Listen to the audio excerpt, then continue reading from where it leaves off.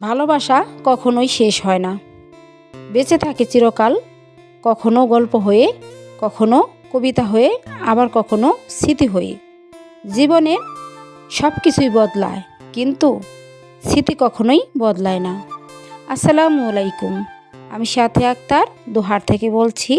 সাথী Akter channel থেকে আপনাদের সবাইকে স্বাগতম। তো চলে আসলাম আরেকটি ভিডিও নিয়ে। আশা করি আজকের ভিডিওটা আপনাদের ভালো লাগবে। কোথাও স্কিপ করবেন না, হয়তো ভিডিও দেখতে দেখতে ভালো লেগে যেতে পারে। আর ভিডিওটি দেখার আগে অবশ্যই লাইক দিয়ে ভিডিওটি দেখা শুরু করবেন। তো আজকে একটু ছাদ বাগানে চলে আসলাম। তো ছাদে যে হালকা পাতলা গাছ আছে সেগুলো একটু দেখাবো। তো আমার ছাদে কিছু সিম গাছ হয়েছে, বেশ বড় বড় সিমও হয়ে গেছে প্রচুর। তো সেগুলো একটু শেয়ার করলাম। আর অনেক ফুল হয়েছে, আর এদিকে বড় বড় বড়ি হয়েছে। একটা বড়ি তো পেকেছে, সেটা আমি তুলে নিয়েছি। আর এদিকে দেখতে পাচ্ছেন কত সুন্দর আমড়া হয়েছে। এই আমড়াগুলো হতেই থাকে, কি বলবো, মনে হচ্ছে 12 মাসিক আমড়া। এগুলো আর শেষ হচ্ছে না, একটার পর একটা হচ্ছে। আর এদিকে সুন্দর গোলাপ ফুল ফুটেছে হলুদ রঙের, আর জবা ফুলও ফুটেছে, লাল জবা।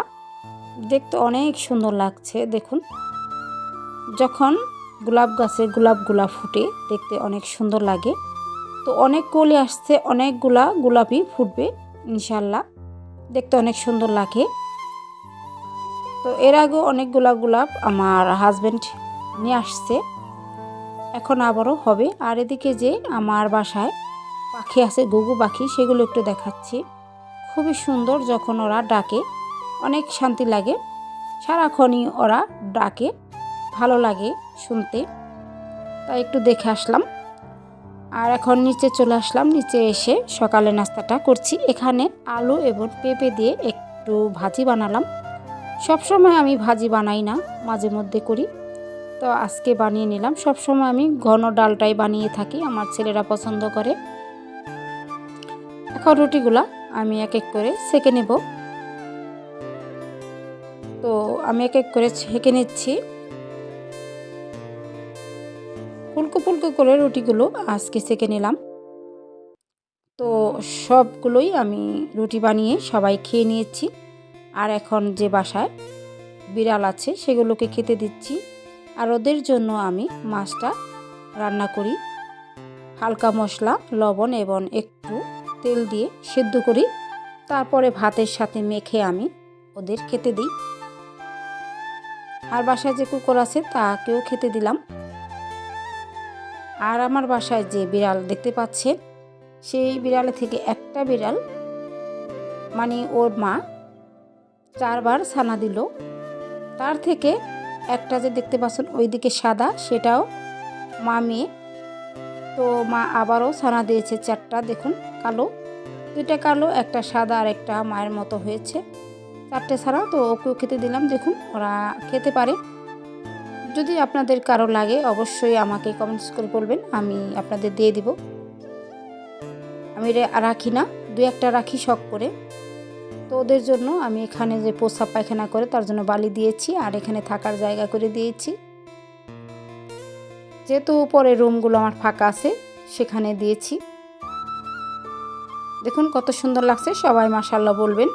কিউট কিউট বিড়াল ছানা দেখিয়ে দিলাম। তো এখন দুপুরে রান্নাতে চলে আসলাম। এখন মেথি শাকটা রান্না করছি।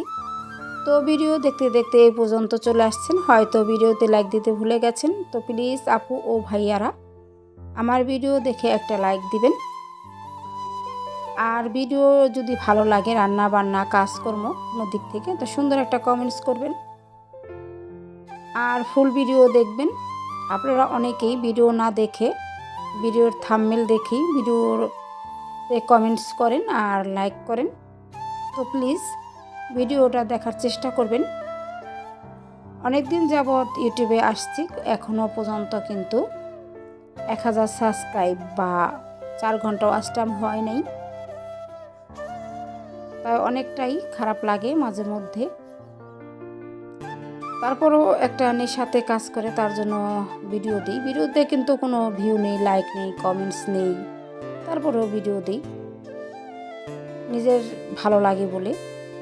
আর কিছু কিছু আপু ও ভাইয়ার আমার ভিডিও দেখে ভালোবেসে, তার জন্য আর একটু উৎসাহ করে দিই। তো সুন্দর একটা কমেন্টস করবেন আর ফুল ভিডিও দেখে কমেন্টস করবেন।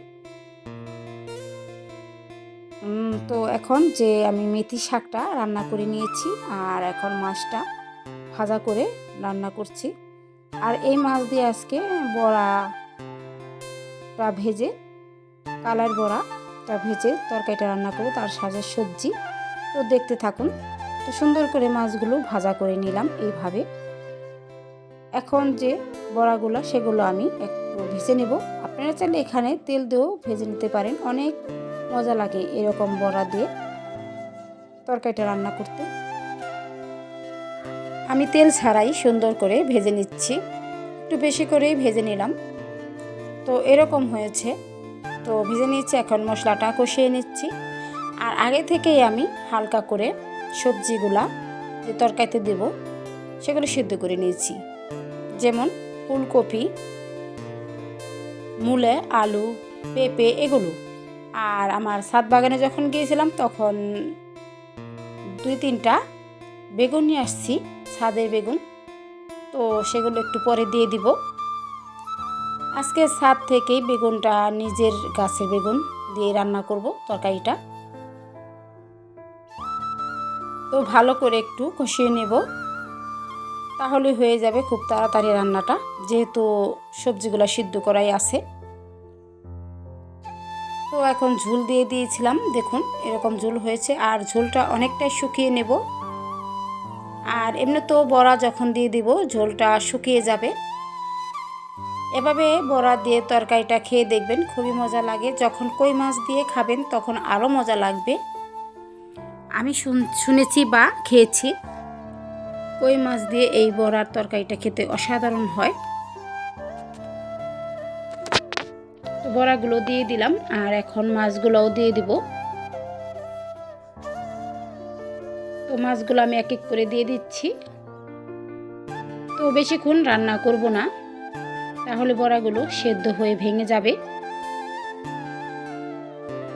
যেহেতু আমার বাসায় লোকজন বেশি, তাই সব কিছুই বেশি বেশি, মাছ তরকারি সবটাই বেশি হয়। আর তরকারিটা রান্নাও অনেক মজা হয়, লোভনীয় হয়। তো আমি মাছগুলা ঝোলের সাথে ডুবিয়ে দিলাম, আর ধনিয়া পাতা দিয়ে দিলাম। শীতের মধ্যে ধনিয়ার পাতা আমার অনেক ভালো লাগে, তাই বেশিরভাগ ধনিয়া পাতা দিয়ে আমি রান্না করি তরকারি। তো কেমন হয়েছে আমার রান্না বান্না, ভালো লাগলে সুন্দর একটা কমেন্টস করবেন। আমার অনেক ভালো লাগে, ভিডিও করতে উৎসাহ লাগে। আর ফাইনাল লুকটাও দেখিয়ে দিচ্ছি। রান্না করে নিয়েছি। এখানে ছেলের জন্য একটু সালাতের মতো বানিয়েছি, ধনিয়া পাতা, পেঁয়াজ কুচি, মরিচ কুচি, এক সবজি রান্না করে নিলাম, মেথি শাক রান্না করেছি, আর এখানে মাছের তরকারিটাও রান্না করে নিয়েছি। তো আপু ও ভাইয়ারা, তো দয়া করে আমার ভিডিওটা ফুল ওয়াচ করবেন। অনেক দিন ধরে ইউটিউবে আসি, এখনও 4 ঘন্টা কমপ্লিট হয় নাই, 1000 সাবস্ক্রাইব কমপ্লিট হয় নাই। তো দয়া করে ফুল ওয়াচ করবেন। সবাই থাম্বনেল দেখে একটা কমেন্টস করে চলে যান। তো ভিডিওটা দেখার চেষ্টা করবেন। আপনারা চাইলে আমার ভিডিও অনেক দূর নিয়ে যেতে পারেন, একজন আরেকজন ছাড়া কখনোই সম্ভব না। তো এদিকে আমার যে খাবার দেওয়ার পরে কাপড় চোপড় ছিল সেগুলো ভাঁজ করে নিয়েছি। আর এখানে বিকেলবেলা একজন লোক আসছিল, তাকে মিষ্টি খেতে দিচ্ছিলাম। আর এদিকে তার জন্য সেমাই রান্না করছি। তো সেমাইটা রান্না করছি, সবাই দেখতে পাচ্ছেন। সবাই আমার ভিডিও দেখবেন, আমার চ্যানেল জুড়েই থাকবেন, আমিও সবার ভিডিওতে থাকবো ইনশাল্লাহ।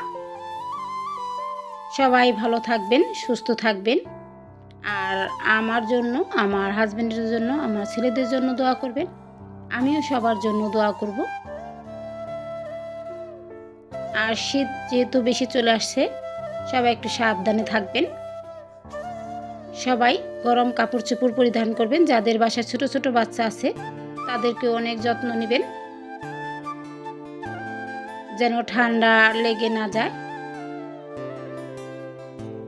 সেদিকে অনেকটাই খেয়াল করবেন।